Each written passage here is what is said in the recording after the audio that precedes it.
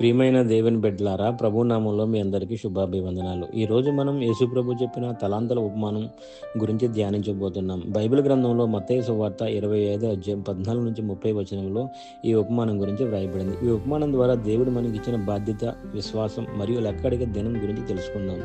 ఈ ఉపమానం కథ ఒక యజమాని దూరదేశానికి వెళ్లే ముందు తన సేవకులను పిలిచి తన సంపదను వారికి ఇచ్చాడు. ఒకరికి 5 తలాంతులు, మరొకరికి 2 తలాంతులు, ఇంకొకరికి 1 తలాంతు వారి వారి సామర్థ్యానుసారం ఇచ్చి యజమాని వెళ్ళిపోతాడు.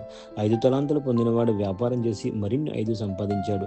2 తలాంతులు పొందినవాడు కూడా మరిన్ని 2 సంపాదించాడు. కానీ 1 తలాంతు పొందినవాడు భయపడి దాన్ని నేలలో దాచేశాడు. కొంతకాలం తర్వాత యజమాని వచ్చి లెక్క అడిగాడు.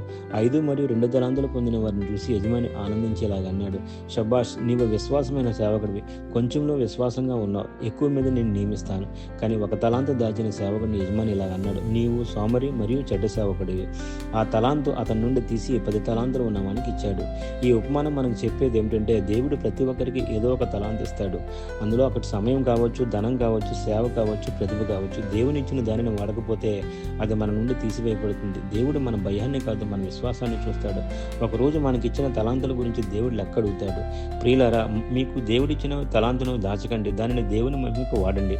అప్పుడే ఆ దినమున శబాష్ విశ్వాసమైన సేవకుడా అని మనం వినగలం.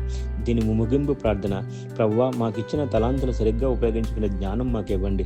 భయాన్ని తొలగించి విశ్వాసంతో జీవించేటట్టు మమ్మల్ని నడిపించండి. ఆమేన్.